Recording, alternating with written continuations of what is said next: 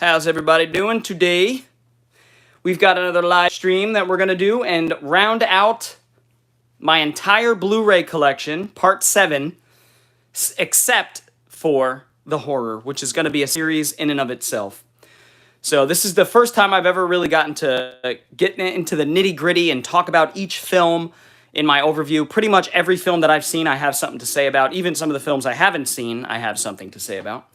And what we're going to do today is take a look at some of the not so exciting subgenres. I recognize that. What's up, Lucy? Thanks for stopping in. You know I appreciate you.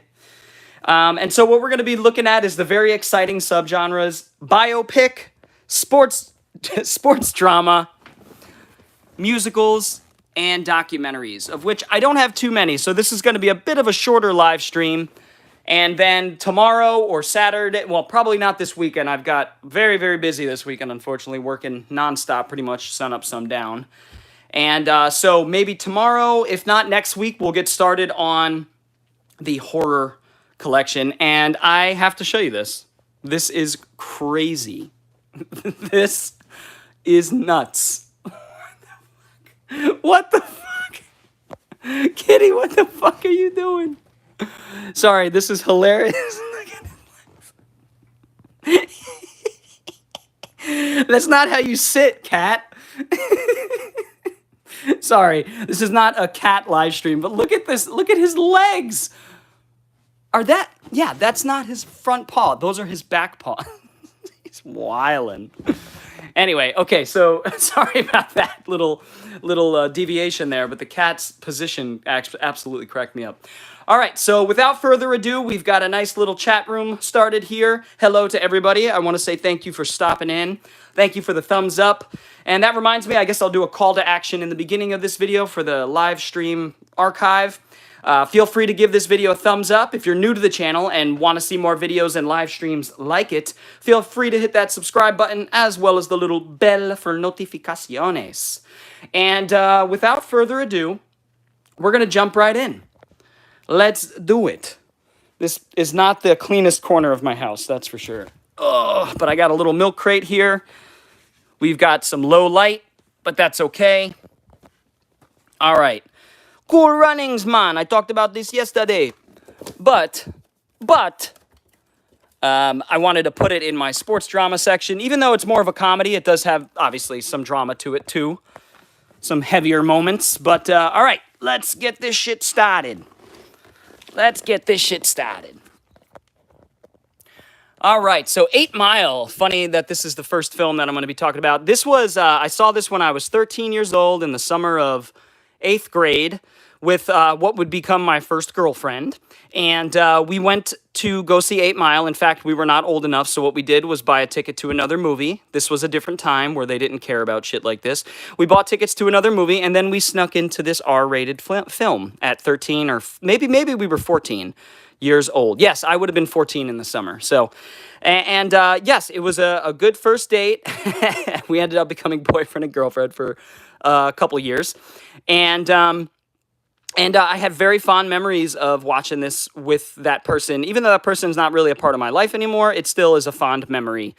And 8 Mile is a great film. I'm a white rapper. I have been since around the time... when did this movie come out? Oh, man, I'm going to date myself.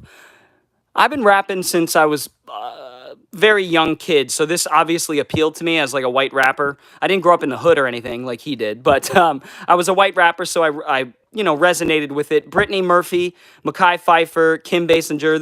This movie made Shook One's a popular song, or a popular beat, at least by Mobb Deep. Here we have a beautiful digibook of Amadeus, based on the life of Mozart. And this is cool because it has a CD, I would assume, with Mozart's music.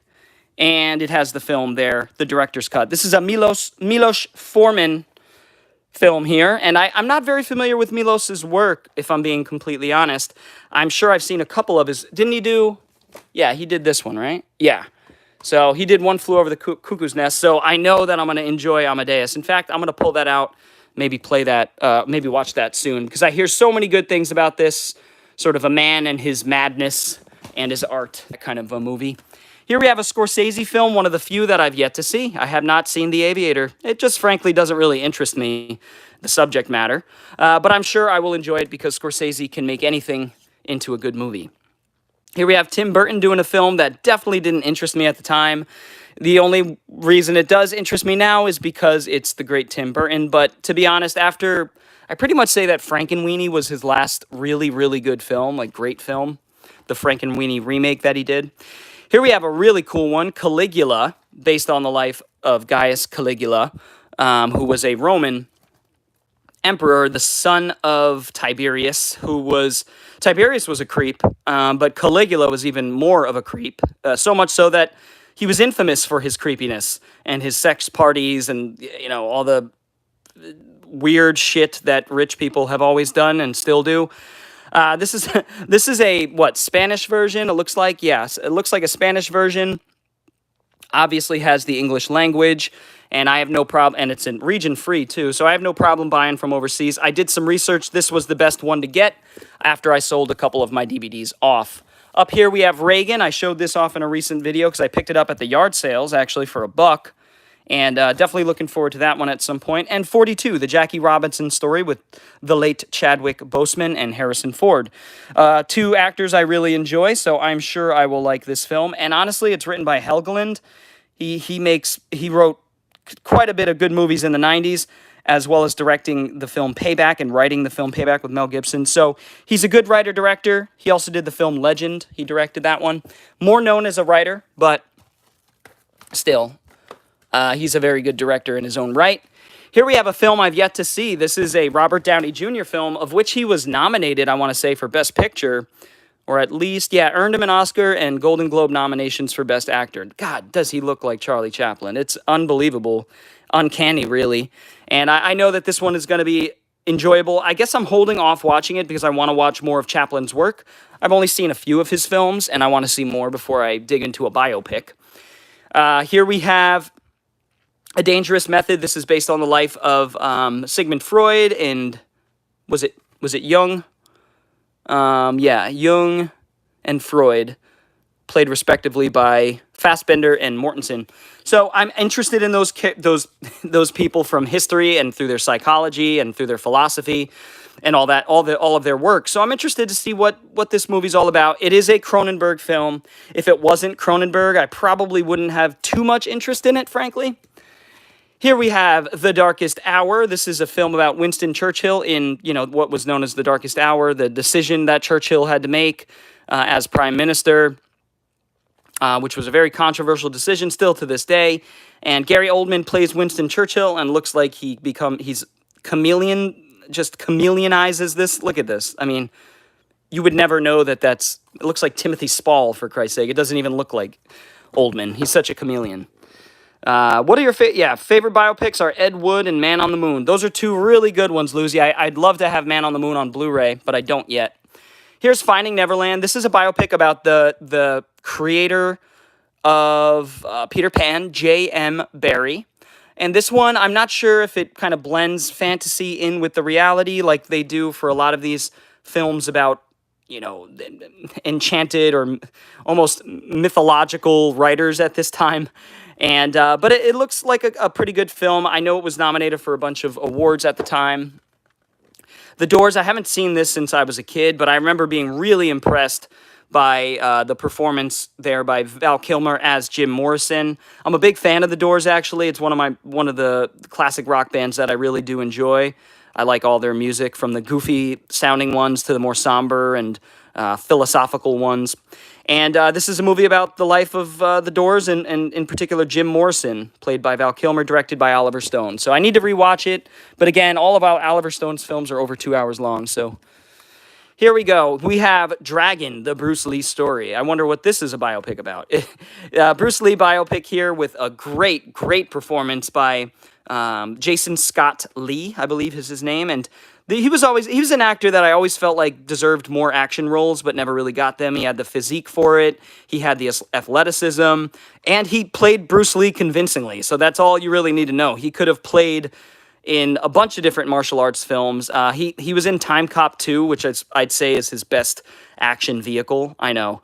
It's sad that he didn't get more action vehicles. But this is a great movie about the life of Bruce Lee, the great martial arts actor and martial artist and philosopher and writer and thinker. And yeah, Jason Scott Lee knocks it out of the park on that one. What's up, Dean? Thanks for stopping in. I really appreciate it, as usual. We're just talking about the biopics right now, so nothing crazy.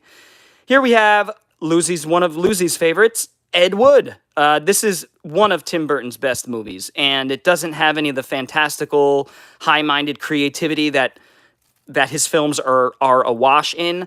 But this just tells a beautiful black and white story about a man with a dream, and we could all relate to it. Anybody who's has a creative bone in their body, which I believe we all do, can relate to this movie about a man struggling to make a movie when everything is against him, and including the universe. And it's just a great film, and Johnny Depp has never been better. This is the peak of Johnny Depp's acting prowess, in my opinion. It's got a great cast. In fact, Martin Landau playing Bela Lugosi was nominated, or no, he won an Academy Award for Best Supporting Actor. And Bill Murray there, Sarah Jessica Parker. This is one I definitely want to rewatch. It's been a while, but I remember it leaving such a good impression on me. And if you're a fan of Ed Wood's films or have seen a handful of his movies, this film is even more rewarding. This one I don't even remember picking up, but this seems to be, I think it's a mini-series or something. Maybe it was a film. Original broadcast version. Extended version. Weird. Houdini. I'm assuming this is about Houdini, the illusionist / magician of the early 20th century, I want to say. Adrian Brody plays in this little movie here. I don't know much about it, but I like Adrian Brody, and Houdini's cool. J. Edgar here. Clint Eastwood directs this J. Edgar Hoover film about the life of J. Edgar Hoover, played by Leonardo DiCaprio. This is definitely one that interests me just because of I'm a big fan of 20th century history in general. I've studied it quite a bit more than any other era. And this era confounds me and frustrates me. So I want to watch this to see if it could give me any sort of inklings into what was going on. Because I've read enough books, but movies sometimes give you different perspectives, even though they're movies. Here we go. Jersey Boys, the song Begging You to put your loving hand out, baby. That song has been in my head for the last month. And that was sung by Frankie Valli, written by a bunch of Italian guys. And it's a wonderful song, and I hear the movie is actually very good. It kind of blends like a mob film in with a musical biopic. And I like Frankie Valli's music. The Four Seasons are great. And I especially like the more 60s stuff, like Beggin'. So I'm assuming they use Four Seasons music to kind of tell the story in a way, and that would be interesting to me. So here we have Jackie, a story I think about Jackie Onassis, right? Jacqueline Onassis, which was Kennedy's first lady, Kennedy's wife. LBJ, another one I haven't seen. I haven't watched many of these biopics because I'm not huge on the modern biopics, and that kind of turned me off to watching older ones, which is a shame. But here we have Woody Harrelson playing Lyndon B. Johnson. I basically have one on all the presidents throughout the 20th century. Here's a biopic I have seen. Oh, man, this is such an incredible film and really opened my eyes to who Malcolm X actually was, because we were taught certain things about Malcolm X in this country, depending on where you grew up and yada, yada. Like I said, everything I learned about the world and life in my country came after I dropped out of high school. But this showed me that Malcolm X was not the simple, how do you say? He was a complex person, and he changed his mind over time, going from radical black Islam to more of a liberal-minded, we're all brothers kind of mentality. And that I can relate to that, not only because I was there too when I was in my 20s, late 20s. I was a bit of a stupid revolutionary too. We all go through those phases. And he went through the phase and learned, after finding religion, admittedly, that we were all brothers and we're all in this together. And then he got killed by the radical Islam, who I'm pretty sure was in lieu with the government. So this movie doesn't really touch on that very much, but that's just my personal opinion. I think all the important cultural leaders have been, there's been foul play. Mary Magdalene, Rooney Mara, Joaquin Phoenix. I don't know much about this. Obviously, it's about Mary Magdalene from the Bible. So, Milk. This is about Harvey Milk. What was it? The first like openly gay politician, I want to say. Yeah, first openly gay man elected to major public office. For obvious reasons, this was a big movie at the time when there weren't many movies about gay characters being made at all, especially in the mainstream and in the Academy and yada yada. But it is a good film. It's definitely worth watching. It's Gus Van Sant, so honestly, he really doesn't make many bad movies. Or well, they're not for everyone, but he's a talented filmmaker. That's what I'll say. Norma Ray. This is a Sally Field film about I want to say a liberal activist at the time, revolutionizes a small town, discovers a power in herself. The guy in some New York unionizer with increasing courage and determination. Norma Ray organizes. Yeah, so it's about unions and stuff like that. And I don't know much about the true history, but I'll check the movie out at some point. Biggie, bum bum bum bum bum bum. This one goes out to you, Biggie. Anyway, George Tillman Jr. directs this Biggie biopic. This was interesting. When this came out, I've always been a hip-hop fan, and when this came out, they hired an underground rapper, really underground rapper named Gravy, actually. And he was a pretty up-and-coming New York rapper, and he had that sort of Biggie kind of voice. And so they hired him to do the Biggie biopic. And you know what? I think he did a pretty good job. I haven't seen this movie since I was a teenager, but as a fan of hip-hop, I thought this gave me sort of an insular look at the hip-hop world in cinematic form. And so I do want to rewatch this. It's been quite some time. And this is the unrated director's cut with more boobies and bullets, maybe. Yeah. To which person would you want a biopic? That's a good question. Not too sure. Not too sure. I'm thinking, like, off the top of my head, one of my favorite people on the planet, like, celebrity-wise, I don't put celebrities up on a pedestal at all, but I do put George Carlin up on a pedestal. It would be interesting to see a biopic about him, but I don't think anybody could capture George Carlin's malcontents and frustration with the world around him, increasing frustration with the world around him.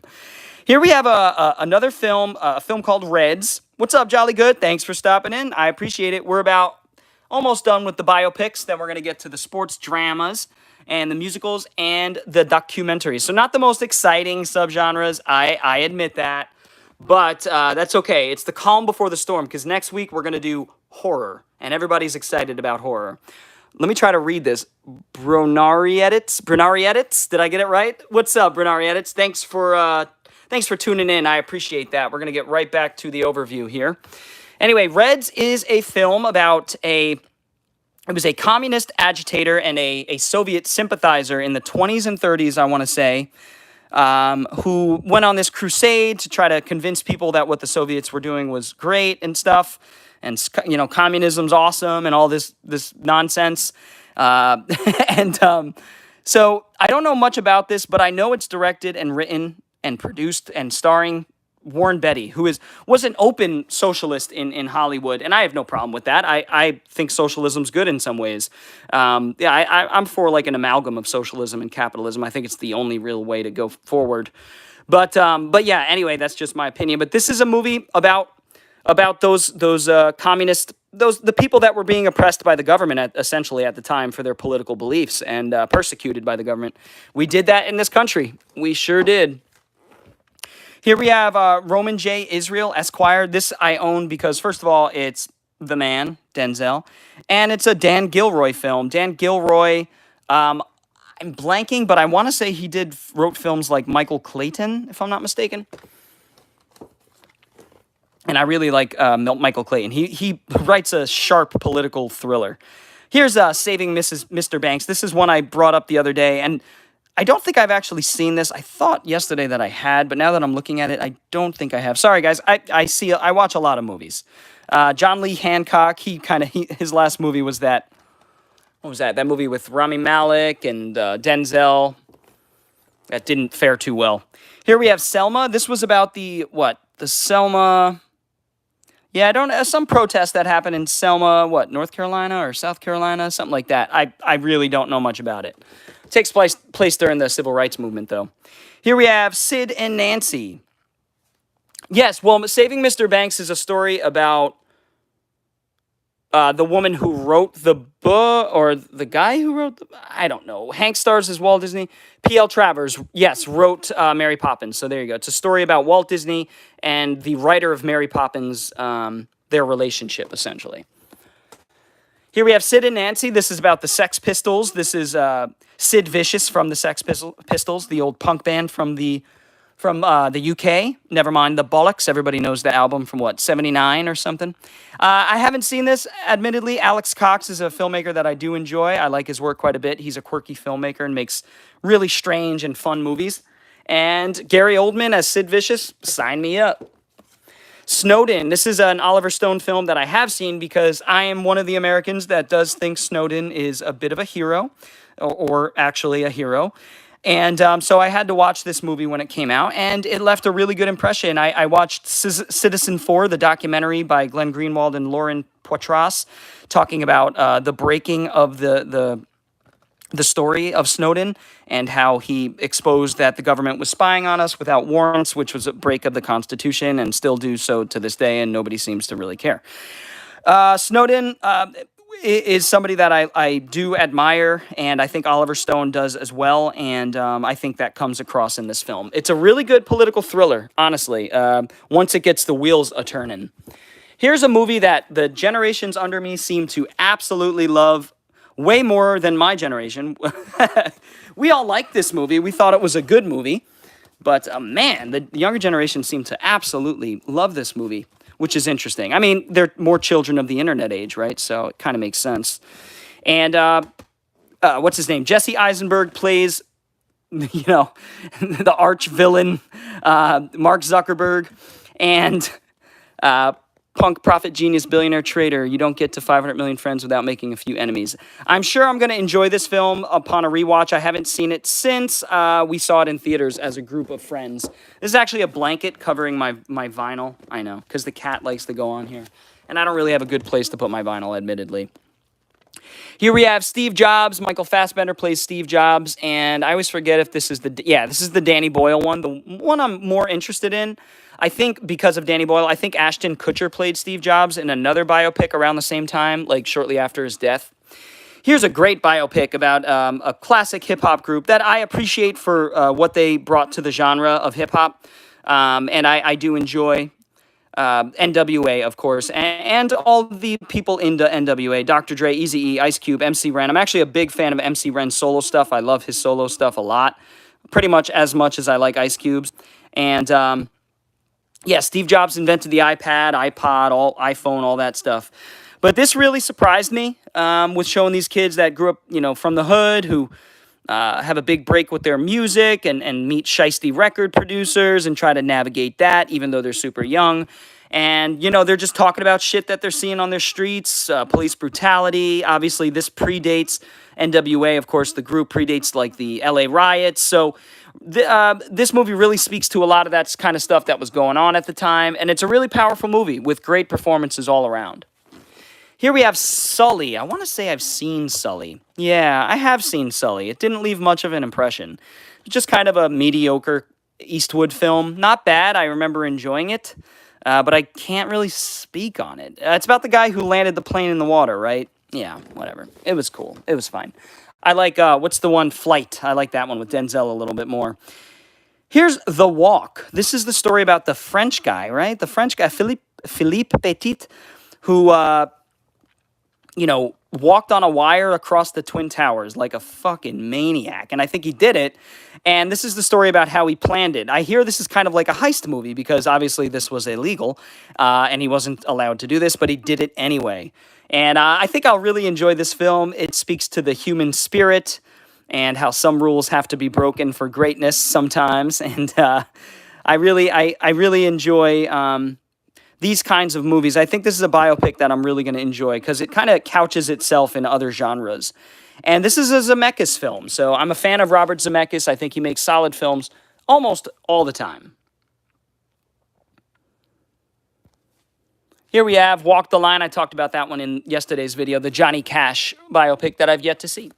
And we have a couple more up here. 61. This is about the summer of 61. That's right, where Roger Maris and Mickey Mantle, two all-time great Yankees, went face-to-face and head-to-head, even though they were on the same team, to hit as many home runs and lead the league and break the record, actually, at the time, for 60 home runs. And it was Roger Maris, I believe, who ended up doing it. Man, yeah, Roger Maris. There you go. It was Roger Maris. Everybody would think it's Mickey Mantle because everybody knows the name Mickey Mantle, but Roger Maris, not so much. You'd have to be a Yankee fan, which I grew up in Connecticut, so I grew up a Yankee fan. Most of Connecticut are Boston fans, but I grew up in South Connecticut, so I was a Yankee or Met fan, and my mom happened to be a Yankee fan. Thomas Jane and Barry Pepper have great chemistry in this, and I think that's really what carries this movie. I want to say Billy Crystal. Yeah, Billy Crystal directs this movie. Good cast: Anthony Michael Hall, Bruce McGill, Chris Bauer, Christopher McDonald, Richard Masur. A lot of good character actors, and a film that I really did enjoy when it came out. Here, we might as well talk about all three. The Mighty Ducks, films that were some of my favorite growing up. I watched these films over and over and over again. There were certain films like that, like Jingle All the Way, that just made me feel comfortable as a child, and I watched them over and over and over again. Probably, I'd say 2 and 3 I watched the most. I want to say 3. Is this the one where they go to the mall in the beginning and they wreak havoc and they're looking at all the hot girls and then they get kicked out? Goldberg, I remember all the characters. Yeah, these movies are so much fun. I actually rewatched this one pretty recently, and guess what? It holds up very well. It's a great little sports drama, and the thing about sports dramas, guys, is that sports dramas are not necessarily about the sports of which they are portraying. They're more about the human spirit, competitiveness, some of the things about human nature that are innate in us, and camaraderie, sportsmanship, team, getting along with people, and conquering your fears, and succeeding, that kind of thing. And a good sports drama really speaks to the heart of the human condition in a very strange way, because sports are competitive, and there's a lot of greatness in sports and yada yada. Anyway. Sports are good for many different reasons, and they also make for damn good sports films. So the Mighty Ducks trilogy, you can't go wrong. I don't think these are very easy to find these days because they all came from the Disney Blu-ray or Disney Movie Club, of which I've talked about on the channel before. So that was kind of my preamble to why I enjoy sports dramas as much as I do. I am an athletic person. I've always liked sports. I used to play sports. I used to play soccer, basketball, pick up football with my friends. Baseball, I played for 13 years, and I've always been athletic. I'm not very good, but I'm athletic. I'm still athletic. I could jump around like a maniac, and I enjoy it. So they appeal to me for many different reasons, is what I'm trying to say. And with that said, we have Oliver Stone doing Any Given Sunday. This is a pretty solid Oliver Stone film, not the best of his that I've seen, but it's got a really sound cast, and it makes football interesting, which is a task in and of itself. Now, I used to like football. I just don't anymore. Bleed for this. By the way, I think a lot of sports, especially like football, speak to something very deep in us, very primal, very even primitive, our warlike ambitions. A lot of sports are kind of like war. All games are kind of like war in a sense. War is the ultimate game, but the stakes are as high as they could be. That's why we created sports, so that people didn't have to die. Bleed for this is a Miles Teller boxing movie. God, how many boxing dramas are there out there that tell a very similar story? But there's something about the boxing drama that really speaks to my soul in particular. I love a good, what's the one with Robert Ryan? The Setup is one of my favorites. Obviously, the Rocky series. Here's Bull Durham. This is a baseball movie that I haven't seen, mostly because it's supposed to be more of a romance. But I hear good things about it. And, I like Kevin Costner fine enough. And Susan Sarandon, for that matter. Here we have Chariots of Fire. Chariots of Fire, this beautiful digibook that I've yet to open. I picked this up at Big Lots years ago for like $2-3 or something like that. And this one's known for its music. It's dun dun dun dun dun dun dun Dun, dun, dun, dun. It's known for its music. The theme was a big hit by Vangelis, and almost to parody at this point. And I hear really good things about this little Olympic movie. I think it's about running, and we all run from things. Creed, talking about boxing dramas. Creed is one hell of a movie. Creed 2 is very good as well. And my favorite might be Creed 3. I don't know what it is about that one. I think it's the relationship between the two main characters, the friends who grew apart. That really resonated with me, and the anger that the other character feels, the jealousy. That really came through well in the performance by a guy that I'm forgetting his name. But Michael B. Jordan, Sly Stallone really do a great job in these movies. Dolph Lundgren comes back for the second one. The only thing missing from the third film is Sly. I'm not exactly sure. I've seen some things as to why Sly wasn't in the film. This really belongs in comedy, but it's interchangeable. This is one of the funniest aughts comedies, I think, and one of the most fist pumping. It really pumps you up when the team comes together and starts kicking ass. And that's what I love about these sports movies is, they usually follow a bunch of misfits who don't really have cohesion as a team. And as time goes on, they learn to love each other and work together really well. And then that makes the viewer, the audience, feel really good. There's nothing that brings like a happy tear to my eye, like a good team coming together to beat the other team, I don't have Bad News Bears on Blu-ray, but I do have all of them on DVD, including the remake. I have the originals and the remake on DVD. Jolly Good says, what, Ben Stiller? I wasn't sure who he was. Yeah, Ben Stiller was in this, and he plays the bad guy, and he does such a good job. Very funny. Here's The Fighter, directed by David O. Russell. Probably my favorite David O. Russell film, because it really is just a character piece at its core, and fighting is sort of in the backdrop, but it's about addiction, it's about family, it's about a lot of different things, fighting for something that you believe in. And it's a really good movie. And David O. Russell, probably one of my favorite of his. Here's a James Mangold film. I'm pretty sure it's Mangold that I've yet to see, that I hear many, many good things about. And we're getting another movie kind of like this, F1, by Joseph Kosinski with, what's his name, Brad Pitt. So I definitely want to see this. I have a 4K of it, a very nice 4K. And James Mangold has only made one movie that I've seen that I'm not huge on, and that's the Dial of Destiny. Or no, not, what's it called? Yeah, Dial of Destiny, whatever it's called. The new Indiana Jones movie. Here we have Goal, The Dream Begins. I picked this up to sell it for really cheap, and then I was surprised to see it wasn't worth anything.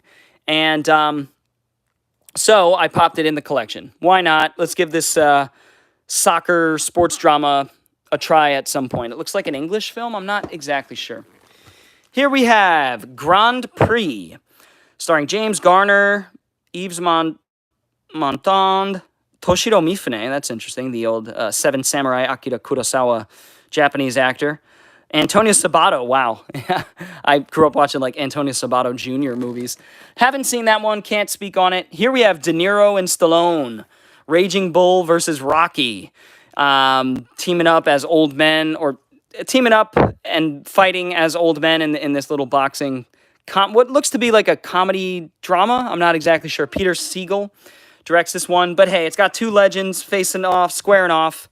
Last time Robert De Niro really got physical in a movie, more like Raging Bullwinkle. Good one. That's funny. Here we have The Hurricane, based on the life of Hurricane Carter. That's right, Reuben Hurricane Carter.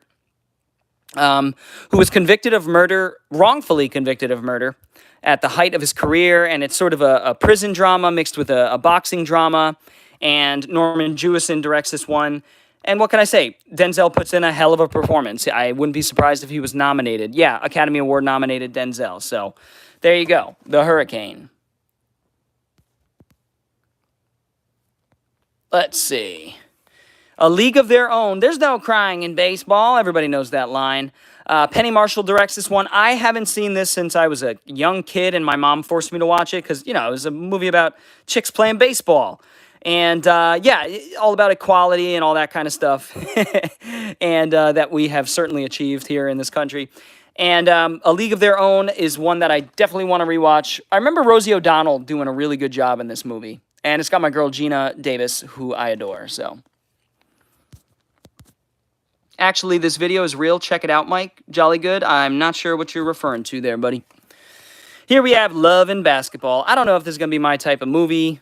Probably not. It's like a hood romance or something. I don't exactly know. Basketball romance. Here's a movie I do love, Major League. This is a fun baseball movie that you do get more appreciation out of it if you understand baseball and have played baseball. Oh, The Raging Bullwinkle. I'll have to check that out. This is a very, very solid comedy. It's not like a stupid humor. It's more of a serious comedy, if that makes sense. It's not like a parody or a spoof or anything like that. It's just a straight comedy with a team of baseball players who learn to become cohesive. Like I said, these movies are all kind of the same. Team is in disarray. They get a new player that causes waves or whatever, and then, they get better and better from there, and hijinks ensue. So there you go. There's not really much to say about these movies. This one was actually pretty interesting. It made the finance side of baseball interesting. I know, you're probably falling asleep as I say that. But it really did. I mean, I was able to follow it. And as a baseball fan, I kind of appreciated it a little bit more. It was cool seeing the Oakland A's from the other perspective, because for me, the Oakland A's were not a rival of the Yankees, but we beat them a few times in the AL championships and the playoffs and stuff like that around this time. And so it was interesting to see it from the other side. And great cast. Philip Seymour Hoffman plays the coach, or one of the coaches. Jonah Hill plays the guy who has the sort of the financial idea to save money and put together a team not made up of a whole bunch of big stars, but a team that works cohesively together. And it's a really interesting baseball movie. Field of Dreams, this is known for If You Build It, They Will Come. I haven't seen this movie, frankly. I got to be honest with you. I know people always go, what? You haven't seen Field of Dreams? Even non-baseball fans have seen that. The Natural with Robert Redford. This is a cool one because it's not really... Oh, it's Roy Hobbs. Okay, based on the life of Roy Hobbs. I hear good things about this. It's Barry Levinson. I am a fan of his work, so... Here we have an awesome, dare I say, rad version of... the movie Rad from the 80s, the BMX bike movie.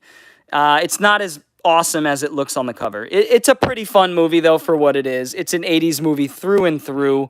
One that I remember seeing in the video stores time and time again, but never picked up because, I wasn't into bikes till a little bit later. But this is a Mondo release here, Steelbook. Very nice. Very, very, very nice. A very funny comedy with Keanu Reeves doing his comedy thing with Gene Hackman. I think he plays like a kicker or something like that, or he plays the quarterback. That's right. The Rhys Ifans plays the kicker.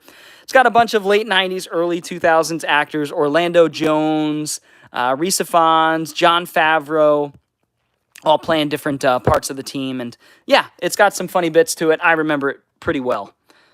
Speaking of the 80s, Jolly Good says, back when computers weren't invented until the 90s. Well, computers were around in, the 40s. They helped us beat the Axis powers. But yeah, like personal computers didn't come around till then. I agree with that. Rudy. This is a movie I remember watching as a kid and then watching as a teenager and really enjoying Rudy. For what it is, and pretty much a straight up sports drama about a kid who gets to college and is fighting to make the team and all that kind of stuff. He's kind of the underdog. It's an underdog movie. Oh yeah, check out the movie Jolly Good, Imitation Game. It talks about the life of Turing, and Turing was one of the people who pioneered computers, and he helped break the codes so that we could decipher what the Axis powers were saying when they were communicating with code, and the Japanese, the Germans, etc. So here we have the best movie ever made. One of my favorite movies ever made. I think this is a masterpiece. Even as an adult, I think it's a masterpiece. Don't downplay yourself. Everybody has the capability to learn. I believe in you, Jolly Good. Don't get complacent. You want to always learn something. That's why I try to read every day, because I try to learn something every single day. Actually, after this live stream, I'm going to read for a bit. The Sandlot 25th anniversary. This is such a great coming of age movie. Again, the centerpiece is baseball, but it's about life and it's about growing up and your friends and meeting new people, new kid in the neighborhood and wanting to impress people and not really knowing how to play ball, but pretending like he does. And then they learn he doesn't. And then really the story culminates with them trying to get their ball back that they hit. They hit a Babe Ruth signed ball over the fence in the creepy neighbor's yard played by James Earl Jones. And I resonate with this movie because, believe it or not, I grew up playing wiffle ball and sports in parking lots and things like this. And really fond memories of this movie. And I think it holds up extraordinarily well. I don't think a child cast has worked so well in a movie. Like Stand By Me, The Sandlot comes to mind. They just have so much chemistry. It's palpable. It's phenomenal movie. I love it. Jolly Good says, haven't gotten to The Sandlot. Was this a story about a dog? Yeah, it was definitely a story about a dog towards the end, yes. Or throughout the film, I should say. There's a great little story told about the dog and how it's a monster. And I don't have Mean Machine. Is that one that I should look out for, Dean? Dean, is that the soccer movie, right? It's like a hooligan movie, if I'm not mistaken. Here we have Slapshot. This is the hockey comedy that came out in the 70s, of which I hear many, many good things about that I somehow have not seen. George Roy Hill. Didn't he direct some Hammer stuff, if I'm not mistaken? George Roy Hill. Maybe I'm bugging. Here we have Jake Gyllenhaal's boxing drama, of course. Everybody's got a boxing drama at some point in their career. And looks like 50 Cent's in it and Forrest Whitaker. I've heard good things about this, and it's Antoine Fuqua, so I expect it to be pretty solid. Oh, wow, you thought it was a gorilla as a kid. Interesting, yeah. Well, they play it up to be like this big beastly monster, but it's just a St. Bernard, right? Varsity Blues, a film that I haven't seen since I was a kid, since I was young. And I remember watching this movie one late night because it was rated R, and I was hoping for boobies in it, and I did get some. So there you go. Hey, man, don't judge me. I was like 10 or 11 or something when this movie came out. I don't know. Here we have Warrior. You know, I have seen Warrior, but I don't remember too many details about it. I remember good performances by Nick Nolte and Tom Hardy as per usual. That's right, Edgerton and Hardy play brothers. Two brothers face the fight of a lifetime and the wreckage of their broken family within the brutal, high-stakes world of mixed martial arts. That's right, so, yeah, I think the brothers had to fight each other at some point or something. Yeah, I don't remember much about it, but I remember enjoying it. I think I gave it like a 4 out of 5, so. Beavis and Butthead is supposed to be rated R, not PG-13. Well, I think it's mostly PG-13. I don't think it... People freaked out about it in the 90s, but I don't think it was a huge deal. South Park, however, is very adult, right? All right, so here we have the last... Actually, that's funny that this is the last one in the sports dramas because, in my opinion, this is the sports drama to rule them all. I swear by this film. I saw this in theaters twice. I cried my eyes out both times. This film reminds me of my late father in many, many ways. My late father wasn't a pro wrestler, but he was a musician and struggled with a lot of the things that the main character played by Mickey Rourke struggles with in this film, like keeping contact with his daughter and just... I can get emotional thinking about it. Just making decisions that he thinks are right in the time, but end up hurting him. And, you know, I don't want to say too much because it's a really tragic, almost like a Greek tragedy in a lot of ways. It's very Shakespearean, if you can view it through that lens. And it's Darren Aronofsky doing a straight-up drama, no weird stuff. And I think he nails it. I think this is his best movie. This movie is wonderful.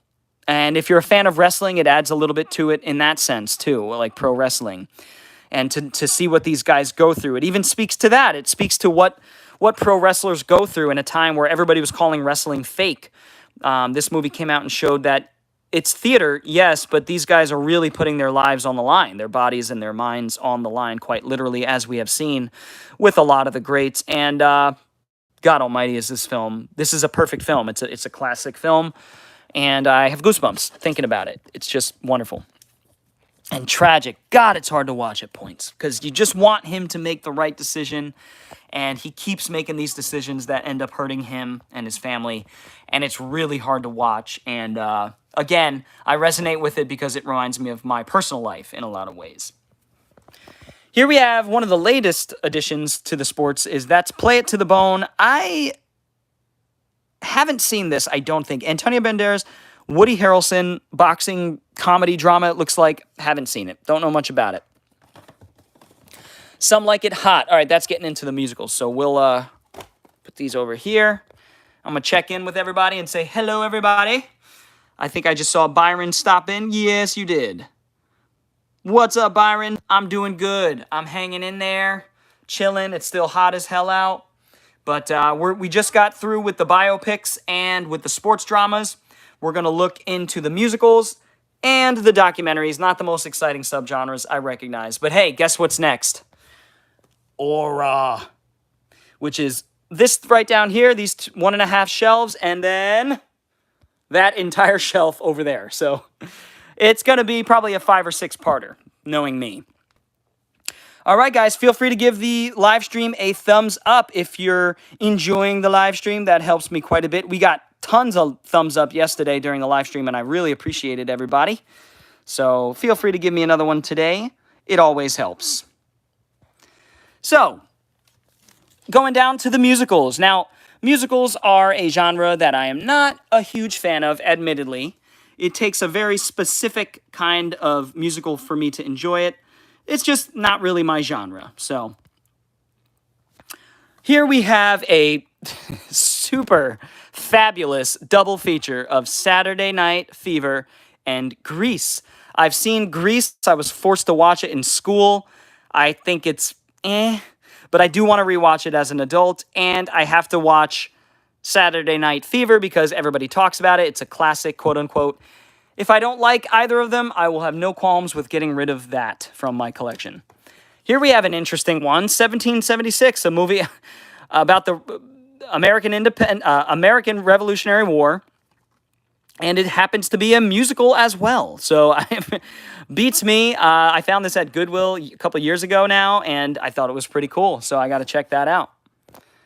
Let's see. Oh yeah, Phantom of the Opera. Actually, it's funny you mentioned that because I think this is more of a musical, right? This should probably go down here. But I haven't seen many of these, I gotta admit, but they're ones that I have in the collection because I would like to. This is a nice digibook of Cabaret. And Byron, if you're into musicals, please let me know if there's any here that you recommend me watch like ASAP, if you've seen any of these. But Cabaret, don't know much about it. Camelot. Sorry, I always do the Wario voice. Camelot is a musical that I've heard many good things about. I've talked to some people that said this is one of their favorite musicals. About King Arthur. It's a musical about King Arthur. So there you go. Cats. I always go, Cats. Oh! Like Flash Gordon. Cats is a movie that... So I have a weird connection to this. When I was growing up in the 90s, I grew up pretty close to Broadway. And my mom... Well, a train ride it to Broadway. And my mom used to go to see Cats with her friends on Broadway. And I always wanted to do that. I always thought that was cool. She used to come home and tell me how they had, cats like running in costume, running up and down the aisles, humans in cat costumes running up and down the aisles and kind of brushing up against people. So it's almost like cats were in the theater with you. I think that's such a cool idea. And I think this is a pretty hard to find Broadway recording of Cats. And I know this got like a weird Hollywood remake that everybody made fun of for eternity, or will make fun of for eternity. But this one interests me, and like I said, I don't find this on Blu-ray very often. Cats. Oh! Phantom, any version. Yeah, Phantom is a great musical for sure. I don't think it's lame at all. I'm there with you. I'd love to see that in an actual theater. I'm jealous of you. That is fantastic. Yeah, I've seen some clips from the new Cats movie. I have to see it. It looks awful. The Greatest Showman. This is a Hugh Jackman musical that I do remember enjoying. That's why I have it in the collection. But I haven't seen it since it came out. I just like Hugh Jackman. He's quite a versatile actor, in my opinion. Here's The King and I, a film I watched as a teenager and enjoyed. Yul Brynner is so damn cool. This is kind of like a culture shock, East meets the West kind of thing, and was a big deal at the time. And an iconic shot there from Yul Brynner, just the way just his very physical performance in this was something that stuck with me. So, live, yes, I'd love to see Cats live. That would be, or I'd love to see Phantom live. Anything live, really. We don't have many theaters around here that are worth a shit. Phantom of the Paradise, I have not seen. I have that in my horror collection, but I have not seen that one, admittedly. Here's La La Land, a film that got rave reviews that I don't think is going to be my kind of thing, but hey, I picked these movies up for $1 or so I will give it a shot, and then if I don't like it, I will remove it from the collection. Godspell, I've heard of that. Yeah, it's an older one, right? Ha Ha Land, yeah. I haven't seen it. I can't really speak on it. Les Miserables, this is a really good adaptation of Les Mis, with Russell Crowe and Hugh Jackman and lots of good actors about the French Revolution, of course. Takes place in during that time period. And excuse me. Next up, we have Mary Poppins. This is a musical that I do like because I watched this as a kid, growing up with my mom. She loved this movie, and she gave me the more feminine side of cinema, and my father bequeathed onto me the more violent and masculine side of cinema. So I got the best of both worlds, honestly. I really think I did, which set the foundation for my love of film. But a lot of the music from this actually does stick with me. Chim chimmery, chim chimmery, chim chim cherry. And a spoonful of sugar helps the medicine go down. I remember all these little tunes from this Mary Poppins. I remember Dick Van Dyke. I really liked the Dick Van Dyke character as a child. And yeah, I definitely want to rewatch this at some point. But I'm definitely happy to have it in the collection. Mary Poppins Returns. No, is that the sequel that came out like a few years ago? I think I have it right here, actually. Yeah, there it is. Boom. I've heard good things about this, and it looks like a pretty good sequel, sort of in line with the books and in line with the original film. So, and what's his name? The guy who did Hamilton, Lin-Manuel Miranda, a guy I'm not a huge fan of, frankly. I just think his talent was a little bit overblown, personally. Whatever. But he wrote the songs for this, so I'm sure this is a pretty good one. I'll check it out at some point. Yep, there's the sequel right there. Here we have the classic Muppet movies. I love these. Grew up watching all these. Great Muppet Caper I watched over and over and over again. It's kind of like a Muppet heist film. Treasure Island is the story of Treasure Island, Robert Louis Stevenson. Muppet movie is the one I watched the least, honestly, because it was the oldest at the time. Came out in the 70s. And I was watching a lot of stuff in the early 90s from the late 80s and mid 80s. And probably my favorite of the bunch, The Muppet Christmas Carol. This is such a great Christmas Carol movie with great puppet work. Tells the story as well as you could possibly tell it. Michael Caine plays a great Scrooge. Good music, not much of it, but good when it's there. And really fun movie. So you can't go wrong with the Muppet movies. They will put a smile on your face. That is for sure. Let's see. Nobody heard the name. Yeah, Dick Van Dyke is still alive. Wow, isn't that wild? He must be over 100 or something. Like, that's crazy. Here we have The Newsies, a film I haven't seen since I was a teenager, since I was probably the age of these kids. This one is known for Christian Bale being a child actor in this one, coming off of Empire of the Sun, which I like better. I think Empire of the Sun is fantastic. But this is a little Disney musical. From the early 90s, I want to say. And haven't seen it since I was a kid, so have to rewatch that one to be able to comment on it. And here we have Purple Rain, Purple Rain. The classic Purple Rain. It's a weird movie. I remember watching it as a teenager, and I was just like, this is very fucking weird. But it reeks of atmosphere. It has a ton of atmosphere. It's got that 80s vibe to it through and through. And hey, Prince is in it, so there you go. And it's got all of his music. The Sound of Music by one of my favorite directors of all time, the most versatile director, I'd say, in Hollywood history, and that is Robert Wise. Let me make sure I've got that right. Yes, Robert Wise directs this. He would do The Haunting. He would do The Sound of Music. Robert Wise would do The Day the Earth Stood Still. He made some of the best films in their respective genres. Across that, he did West Side Story. I mean, the guy made so many great movies. It's phenomenal. I think Pink Floyd movie, The Wall, I believe it's called. Yes, that one I haven't seen that. I haven't seen The Wall, and I do have it on DVD, but I would love to watch that one at some point. Here's another one, not by Pink Floyd, but by another 70s rock band called Tommy the Movie. This is The Who. And yeah, it says told through the remarkable music of The Who. So it's like they put out an album, I want to say, called Tommy or something akin to that. And it told the story. It was a concept album that told the story about this particular character and his fascination with pinball and all those. Sure plays a mean pinball. You guys know that song. Here we have a film that I love, and it says Blu-ray only. Okay, it's missing like a DVD or something. That's fine. A film that I really do love. One of my favorite musicals for sure. And that is West Side Story. I just think this is so cool. It's kind of a gangster flick meets a musical. And, it's exactly that, really. It's low-level thugs, street thugs, stuff like that. Punks, gangs.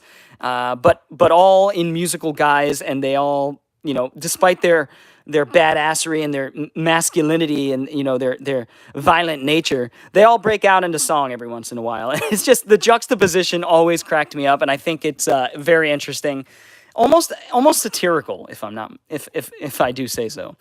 Here we have the Spielberg remake. I never saw this coming, honestly. I don't think anybody saw a Spielberg remake of the Robert Wise classic. This one has everybody's favorite Rachel Zegler. And what's the kid from Baby Driver? Ansel Elgort or whatever, Elgort. I want to see this. Why? Because it's a remake of a film that I love. Well, that's not why. I want to see this because it's a Spielberg film, if I'm being honest. That's why I want to see it.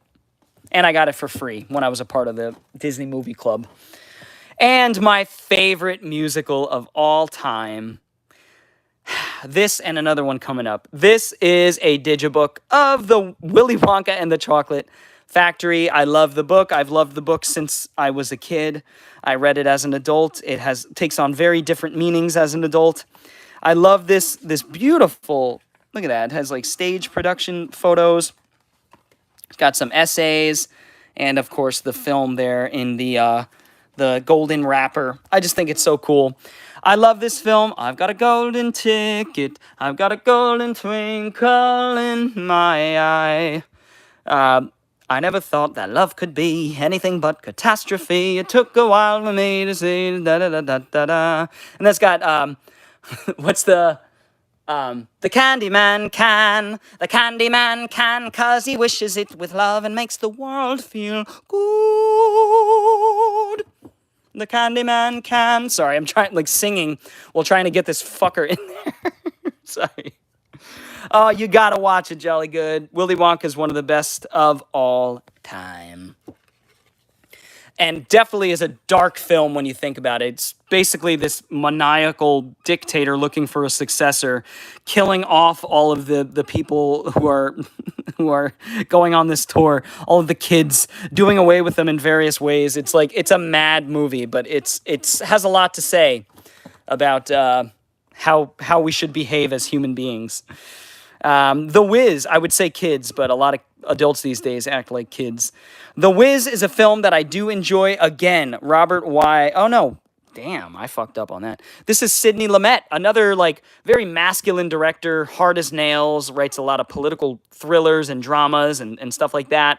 But then he comes along and directs a musical called The Wiz. This is an all-black version of The Wizard of Oz with Michael Jackson and a lot of great character actors of the time. Nipsey Russell, Diana Ross, I want to say, is the main character. She does a really good job in this as Dorothy, a Dorothy-like character. And it's a really good film. I enjoy it. I love the set designs. The music's pretty good, too.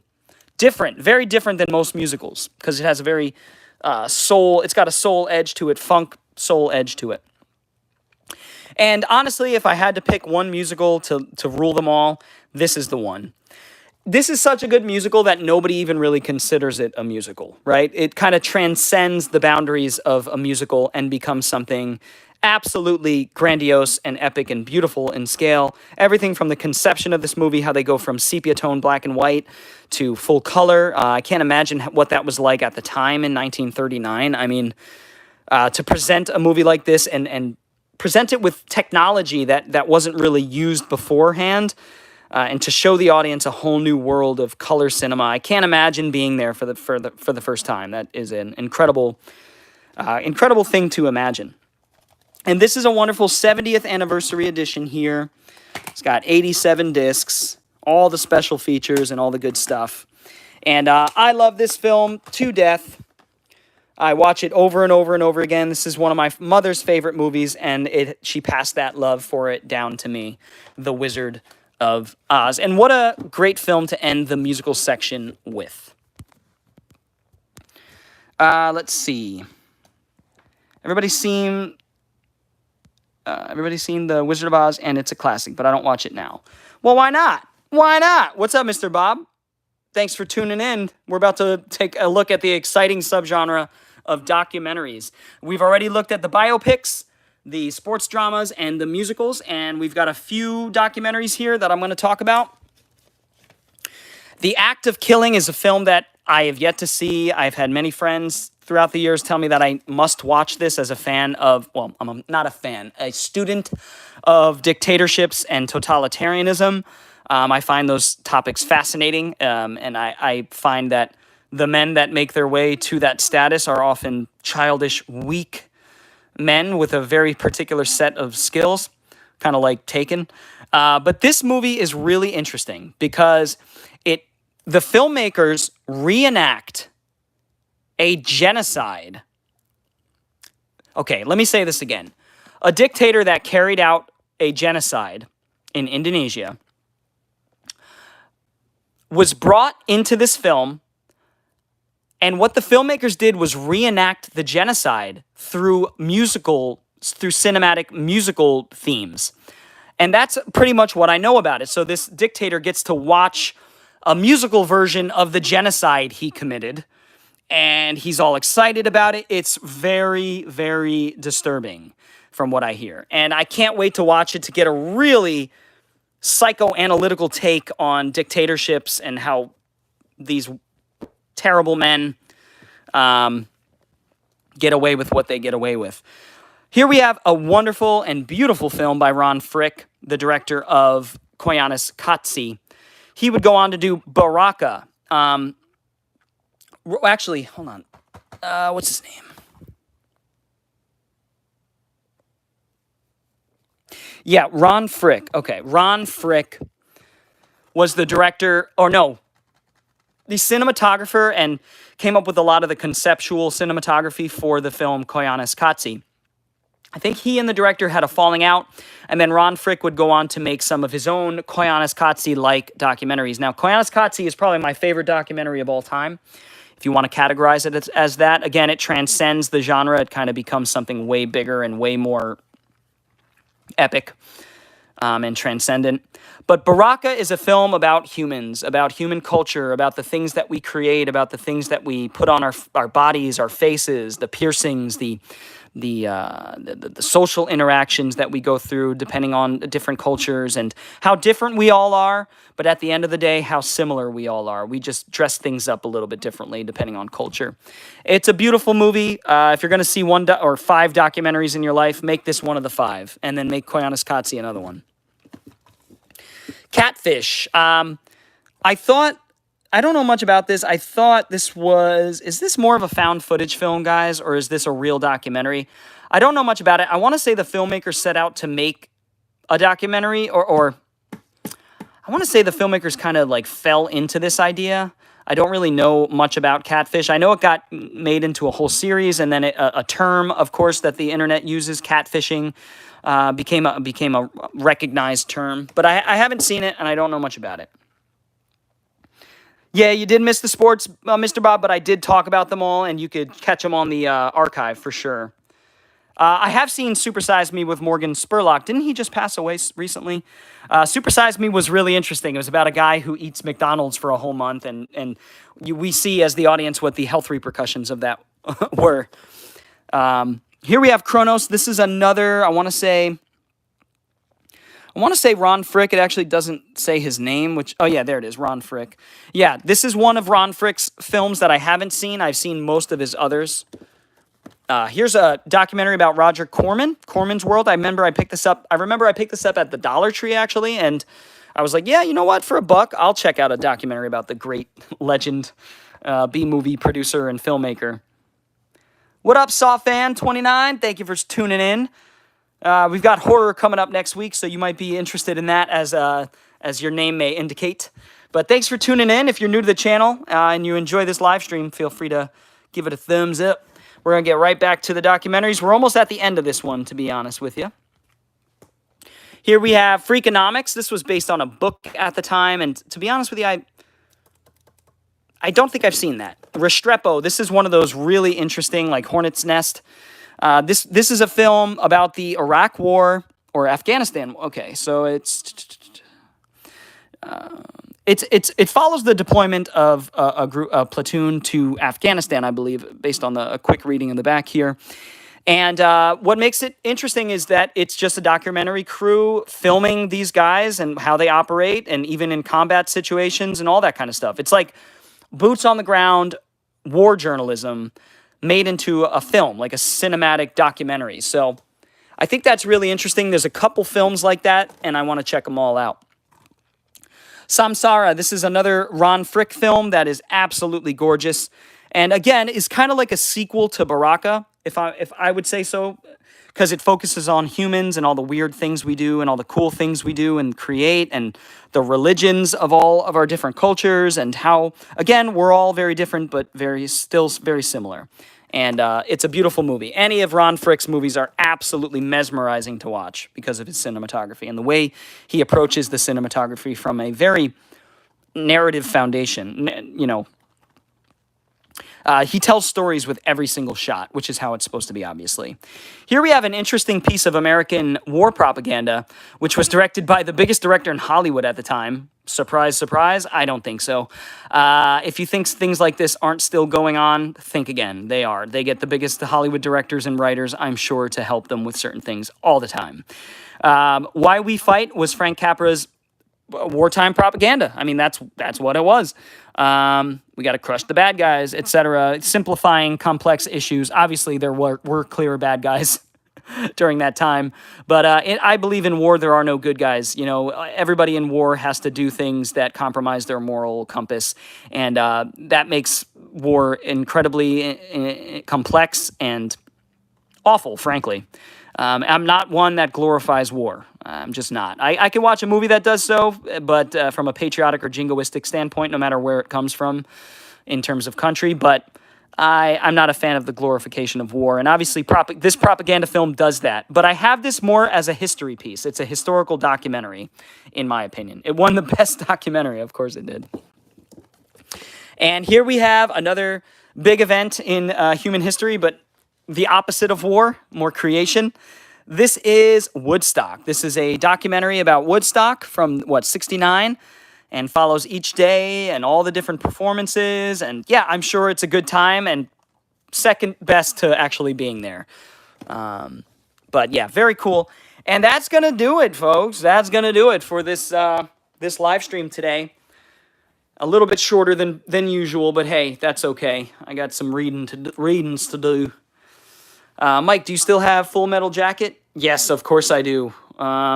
Actually, it's in that set right there. This is some of the stuff that I pulled out to watch. I'm in the mood for like dark comedies with clever writing. So I pulled out these here. And then these three I'm going to watch soon again, too. And I've been playing Mario and baseball, so there you go.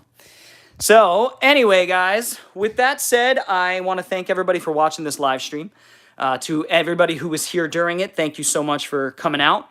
To everybody who's watching it on the rerun, I really appreciate you guys. Feel free to give it a thumbs up. If you're new to this channel and want to see plenty of more live streams and videos like this, I've got some interesting stuff planned. Feel free to subscribe to the channel and hit the little bell for notifications.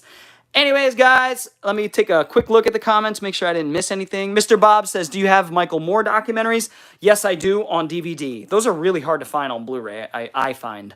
But I do have a bunch on DVD for sure. So, and then Jolly Good says, bye, Mike. I'm going back to watch Toy Story 2. Good choice. Excellent choice. I love that movie. I love the first two. Actually, I love the first three. The trilogy is masterful, isn't it? But with that said, guys, I will see you all very soon. I'm going to try to do a live stream tomorrow. We shall see how it goes. If not, I will probably see you on Monday. So thank you, guys. I appreciate it. Peace out. Let me try that again. Bored Cyborg is out.